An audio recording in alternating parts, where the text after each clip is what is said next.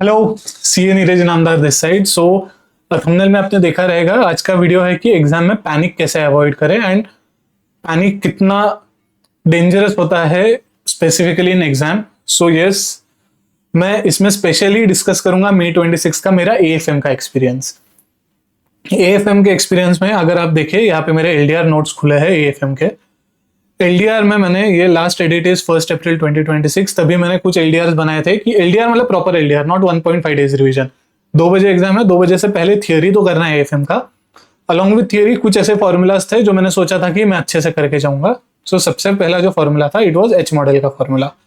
H model का formula मैंने यहाँ पे लिखा है कि ये एलडीआर में करना है, बिकॉज ये फॉर्मूला ऐसे था कि आज तक आया नहीं है लेकिन कभी भी आ सकता है, और कंसेप्चुअली ये कितना भी अच्छा हो बट इसे और थोड़ा सा अच्छे से कर सकता हूं मैं। अगर एलडीआर में करा तो शायद से एग्जाम हॉल में याद आ जाएगा। सो या दैट्स ऑल।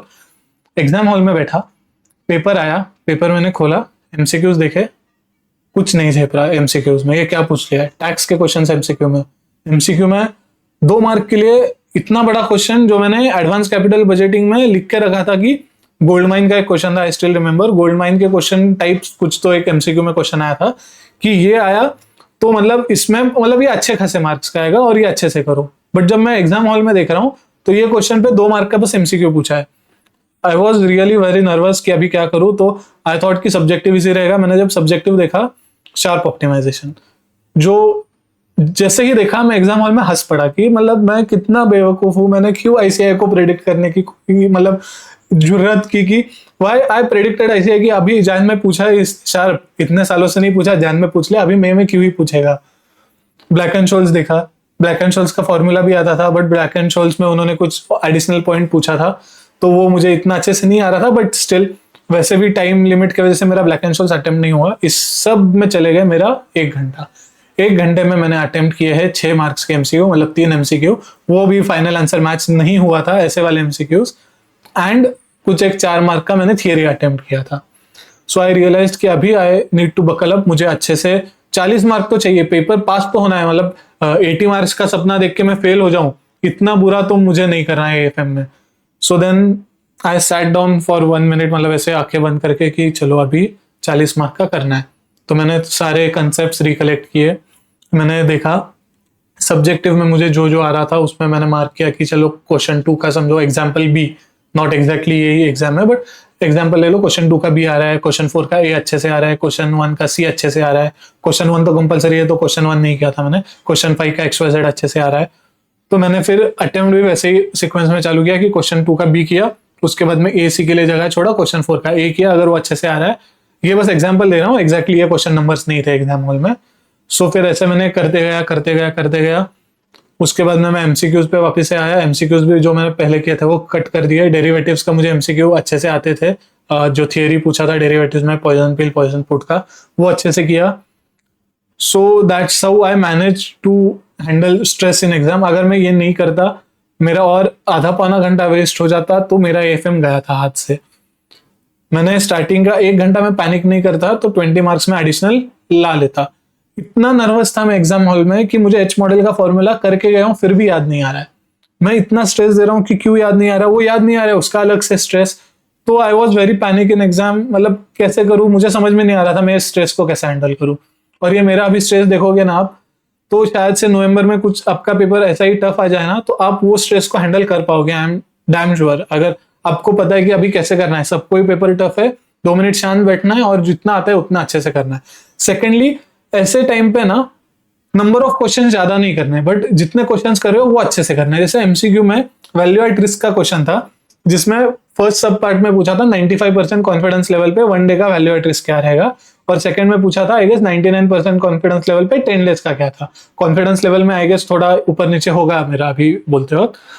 सो मैंने वो क्वेश्चन 1 किया, 95% for 1 day value at risk निकाला। नेक्स्ट क्वेश्चन मैंने ठीक से पढ़ा ही नहीं, मैंने बस देखा कि 99% पे वैल्यू एट रिस्क पूछा है, फटाफट करो आगे के क्वेश्चन करना है। मैंने ये देखा ही नहीं वो 10 डेज का पूछा है और 1 डे का नहीं पूछा है, और आईसीआई चालाकी उसने 1 डे का भी उधर ऑप्शन देके रखा है। तो मैं तो खुश हो गया कि आंसर मैच हो गया। अभी वो गलत आंसर मैच हुआ है, वो घर पे आके पता चला जब मैंने कुछ दोस्तों के साथ पेपर डिस्कस किया, जो आइडियली नहीं करना चाहिए। मतलब वो पेपर का एक्सपीरियंस इतना घटिया, इतना बुरा था, मैं कुछ क्या ही बताऊं।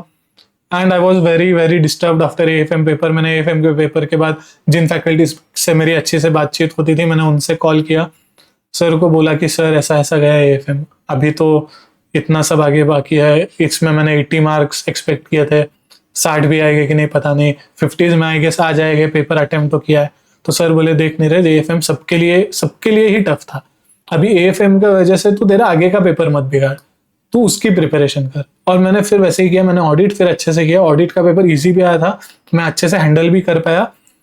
सो दिस इज हाउ, मतलब पैनिक हो जाता है एग्जाम हॉल में। सो जो CA प्रो टिप है आज की, वो यही है, पेपर टफ आएगा, सबके लिए आएगा, ऐसे टाइम पे आपको एक ही करना है, आपको 40 मार्क जितना आता है उतना नोट डाउन करना है, चलो ये 40 मार्क तो मुझे आ जाएंगे, एंड उसके बाद में वो जो आपने मार्क किए हैं वो क्वेश्चन एकदम अच्छे से शिद्दत से करना है। ऐसा नहीं, जैसे मैं तो कैलकुलेट करता था कि अभी 5 मार्क का क्वेश्चन है तो 5 इंटू 1.8 इतने ही मिनट्स देने हैं ये क्वेश्चन को, 1.8 आई गेस, मतलब जो भी है मिनट्स डिवाइडेड बाय मार्क्स वाला कॉम्बिनेशन, और उसके ऊपर मैं क्वेश्चन को देता नहीं था। AFM में मैंने ये गलती की कि इतने टाइम में मुझे पेपर खत्म करना है, बट वो आइडियल नहीं है। अगर आपको पेपर टफ आता है ना, तो थोड़ा 1-2 मिनट उस क्वेश्चन में एक्स्ट्रा जाने दो, बट अगर वो क्वेश्चन 7 मार्क का है, 7 मार्क आपके जेब में चाहिए, ऐसे ऐसे आपको मार्क्स कलेक्ट करना है।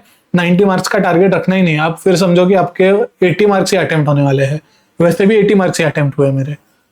सो ये ओवरऑल एग्जाम में पैनिक कैसे अवॉइड करना है इसके रिगार्डिंग है। सो यस, बाकी AFM का जो डिटेल वीडियो है वो जल्दी आएगा, वो I will shoot with Ritit Saraf who is AIR2, and वो वीडियो में हम लोग उसके AFM गीता के बारे में भी डिस्कस करेंगे, जो मैंने लिंक्डइन पे पोस्ट डाला था। एंड बाकी सब्जेक्ट्स के भी वीडियो मैं जल्दी डालूंगा। IBS का ऑलरेडी नूर सिंगला के साथ अपलोडेड है, जो उसका सब थंबनेल में आई गेस उसका AIR2 रहेगा, because he was inter AIR2 and हमने तब शूट किया था। नाउ तो ही इज अगेन AIR1। आप IBS के लिए भी वो वीडियो रेफर कर सकते हो। This is how to handle panic in exam. AFM का जल्दी आएगा, IDT DT का भी मैं डालूंगा। So yes, stay tuned. अगर आपको और कोई एडिशनल वीडियो चाहिए, डू कमेंट। या थैंक यू सो मच।